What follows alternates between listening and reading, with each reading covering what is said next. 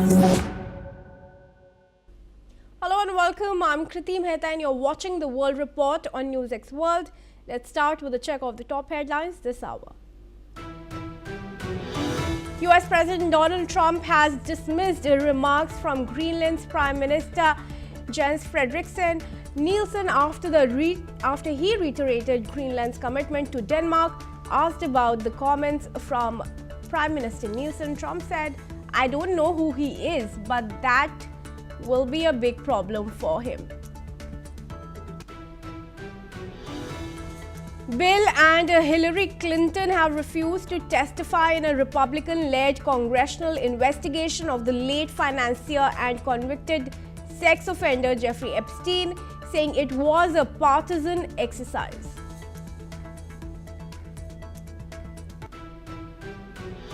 South Korea's President Lee Jae-myung toured the Ryuji Temple in Nara with Japanese Prime Minister Sanae Takaichi following a summit between the two leaders.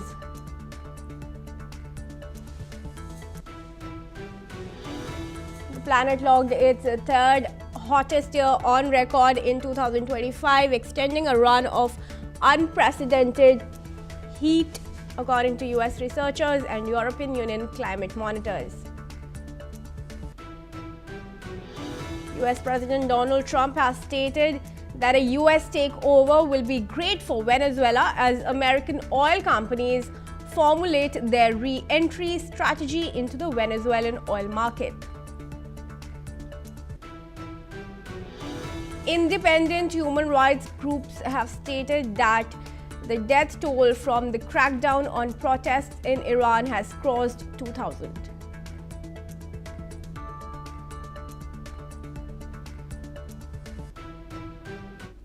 All right, viewers, US President Donald Trump has reacted to remarks by the Premier of Greenland expressing a preference to remain with Denmark. Trump dismissed his statements and said that the remarks could be a big problem for the Premier. Trump's comments come after Greenland Prime Minister Jens Frederik Nielsen said the self-governed Danish territory wants to remain part of Denmark rather than join the United States. Greenlandic and Danish foreign ministers will meet US Vice President J.D. Vance and Secretary of State Marco Rubio in Washington today after renewed threats of taking control over Greenland. Let's first listen in to Trump's statement. Well, that's their problem. That's their problem. I disagree with them. I don't know who he is, don't know anything about him, but that's going to be a big problem. All right, I have Matthew Wadham, who's an American journalist from Washington, D.C., joining me in this conversation. Matthew, thanks very much for joining me here at NewsX World. How do you assess this development, especially when Greenlanders have made it clear that they neither want to be Americans nor Danes? How is Greenlanders and its Prime Minister now saying that it wants to remain with Denmark weigh in as far as the people of the island are concerned? Well, I guess they're not. I guess Greenland's not going to become a protectorate of the United States. But as I've said before, I don't think President Trump was doing this because was putting pressure on Greenland because he necessarily wanted to take over their vast, cold, empty country. He was doing it to wrest concessions from them so that American companies can have access to the mineral wealth that is on Greenland, and also to improve America's military position. I think they have some bases on Greenland, but I think President Trump wants to have more because he fears that Russia and China are anxious to expand their power in the Arctic region, and they want to have sway with Greenland. You know, and this is the way China has been operating for decades now with its Belt and Road Initiative, going into countries all across the world, like in, Central America and Africa and so on, and building infrastructure and lending them money that they have no hope of paying back. in order to expand their influence. So I think President Trump is right to be concerned.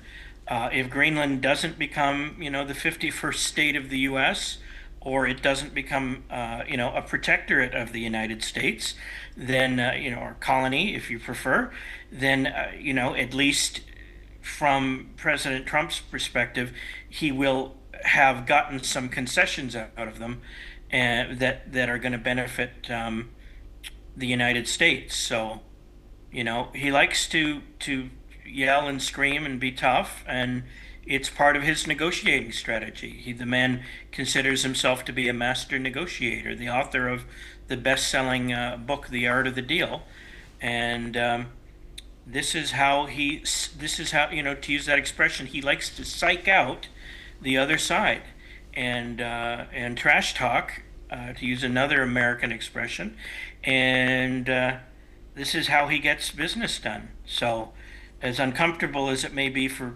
some people to watch, I wish he wasn't threatening Greenland all the time, but I don't have any say in it. All right, he sure.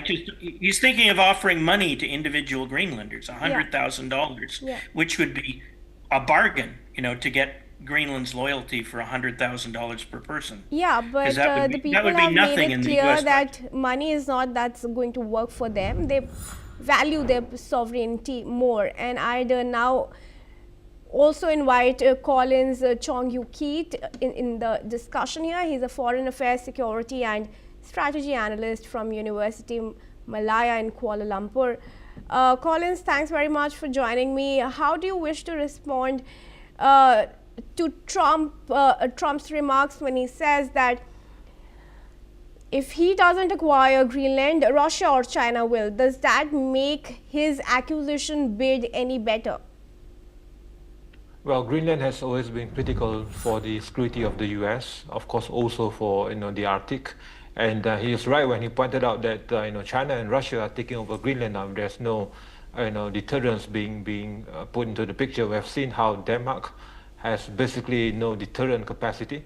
And by saying there is a big problem for him, he's not talking about personalities, he's talking about geopolitical consequences for Greenland to wisely choose now. And of course, it's not only about minerals, not only about of course the economic resources, but also critically is for the missile defense coverage for the U.S. against Russia, and to checkmate also the polar ambitions by China. The Arctic has now turned into a new contest, a new front for geopolitical confrontation, not only with Russia but also with China. So it's not only about accelerating U.S. hard power, but also to ensure that the future of the Arctic, the future of the security of the United States, has now been at the control of Washington. And for Greenland to choose Denmark over the U.S., the leader of Greenland is now betting on EU diplomacy, is now betting on the solidarity of the Nordic platform. Also, of course, on the legal frameworks, on the notion of international law. But Trump is basically reminding him that international law does not simply stop the threat, the risk of hypersonic missiles, but raw power, raw deterrence capacity. All these do stop, the risk of, and all-out conflict over Greenland. So the message by Trump is simple: that you have to align with U.S. security now for protection, for investments, for the future. For you to reject that will be, of course, to risk yourself to this strategic exposure to Russia and to China. And of course, also Denmark simply does not have the hard power capacity to defend Greenland. Neither does Europe. Only Washington under Trump will have that, and this is simply a stark warning to Denmark, to Greenland, of course also to tell Moscow and Beijing to back off from the backyard of the US in the Western Hemisphere, and to back off from the Arctic. Collins, why do you think then the statement has now come in from Greenland's Prime Minister, especially when 5 political parties had issued a statement to say that they don't want to be American or Danes either? Why now Denmark over US for Greenland's Prime Minister? Well, he's of course also betting on the local sentiments, and as I've stated earlier, he's betting on the larger picture of relying on the legal frameworks, on the sanctity of the international law, and the readiness by Europe will need to come to its defense, but I think it's a futile effort. Of course, the solidarity of the European nations, and when Trump has stated that he's keen to ensure the importance of Greenland, as we have seen now with the case of Venezuela and maybe potentially in Iran. Trump, is not playing games, and when he's keen on something, he has been adamant on getting that. Of course, the initial timeline now is to use diplomacy, and Rubio has been at the forefront. But as he has stated, one way or the other, Greenland can either do it the easy way or the hard way. And it is also not only because of the safety and security of the US, but also for the security of Greenland in the future, that it is better off for Greenland to choose Washington rather than Denmark or Europe to safeguard Greenland against future threats. And this is an easy choice for Greenland to make. And of course, also it is a stark reminder that the era where the safety net being provided by the international law is now over. And this is the era of the potential aggressions by unchecked adversaries, and only raw deterrence can put a stop to that. And Trump is setting that red line, and he's adamant to ensure that it remains that way. All right, sure. Thanks, Collins. Do stay on with me as we proceed. Request Matthew also to continue to be with us. Moving ahead, viewers, let's cover news now on the Epstein Files. What we're learning in the latest is that Bill and Hillary Clinton have refused to testify before a Republican-led House investigation into the late financier and convicted sex offender Jeffrey Epstein. They have called the probe partisan in nature. In a letter to House Oversight Committee Chairman James Comer, the Clintons have said that they would not participate further, arguing the inquiry was being used for political purposes rather than any genuine oversight. Meanwhile, Chairman James Comer has responded by stressing that the committee's subpoena of Bill Clinton was approved on a bipartisan basis, with some Democrats voting alongside Republicans. He has further added that the panel was not accusing the former president of wrongdoing, but simply wanted answers about his past contacts with Epstein, which includes repeated travel on Epstein's private aircraft after leaving office. Let's listen in. Well, I think everyone knows by now Bill Clinton did not show up, and I think it's important to note that this subpoena was voted on in a bipartisan manner by this committee. This wasn't something that I just issued as chairman of the committee. This was voted on by the entire committee in a unanimous vote of the House Oversight Committee to subpoena former President Clinton and former Secretary of State Hillary Clinton. Now, Hillary Clinton's supposed to show up tomorrow. We'll see what happens there. But with respect to the former president, he did not show up today. One reason I think most Americans want President Clinton to answer some questions is because he visited the White House. Jeffrey Epstein visited the White House 17 times while Bill. The Oversight Committee is now moving ahead with steps to formally hold Bill Clinton in contempt, with Comer signaling further action in the coming days.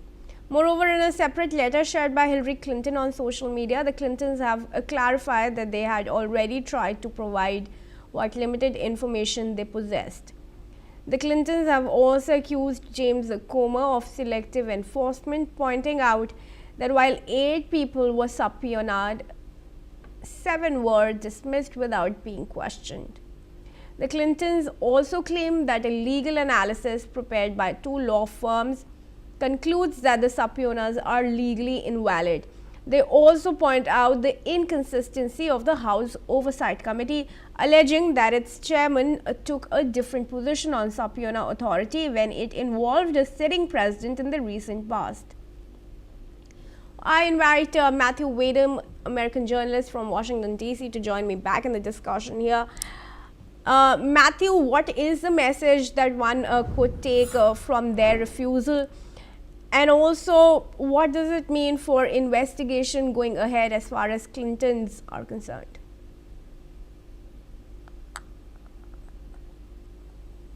Well, I guess the Clintons think that they're above the law, so they don't have to answer a subpoena from the United States Congress. So This is not at all surprising behavior from them. In fact, it's par for the course.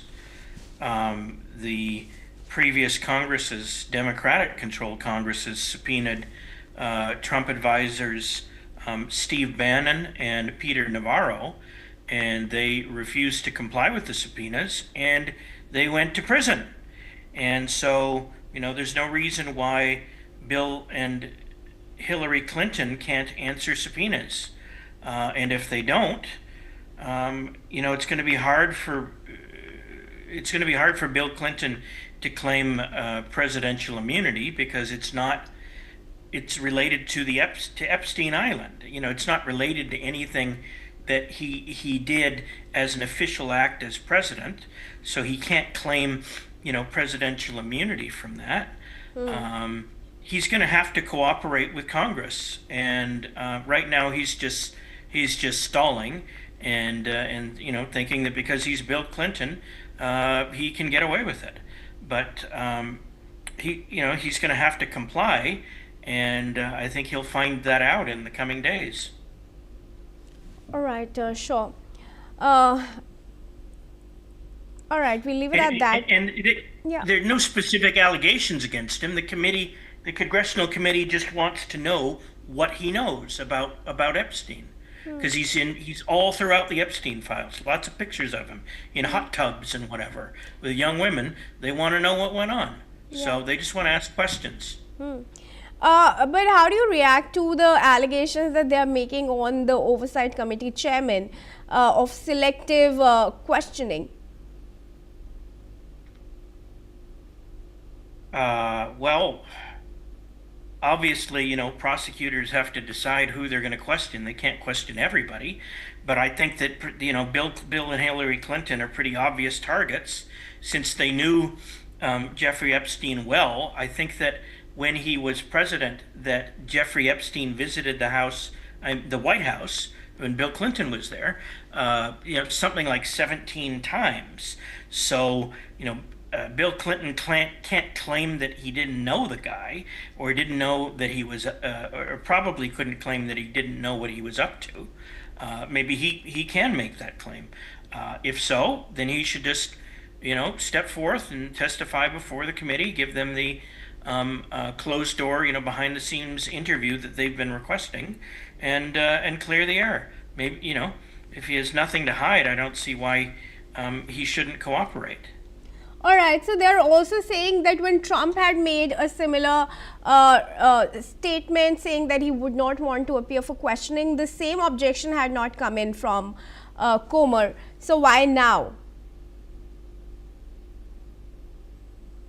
You mean regarding Epstein? Yeah, of course. Well, Trump is president right now. A former president can be subpoenaed. A sitting president cannot be subpoenaed, cannot be compelled by legal process. A few years ago, when he was subpoenaed, not as the president of the US as of now. Did they? I don't recall that happening. Did well, Congress, that's what the Clintons are saying. That's not what I am saying. In their letter, the Clintons have stated that Trump had challenged the similar subpoenas by the Congress that were issued on him, and he had not appeared. And then Comer or the House Oversight Committee had not challenged Donald Trump. So why the Clintons now? Well, I don't know the facts of that. Maybe I used to know that, and I've just forgotten over time. But I'm not aware of that. And if when he was not president, Donald Trump was subpoenaed by Congress, then he should have cooperated. Yeah. But I don't know what happened. Okay. But yeah, you should cooperate if you're subpoenaed. That's what you're supposed to do. Right. Unless you have a valid legal excuse for not doing it, like not wanting to incriminate yourself. But then, you can still show up and just say, I refuse to incriminate myself on the grounds, and on the basis of the Fifth Amendment to the United States Constitution. So, there's still no reason not to show up. You can show up and say nothing, and in some cases, that's acceptable. Okay. Sure. Matthew, thanks very much then for joining me in this discussion.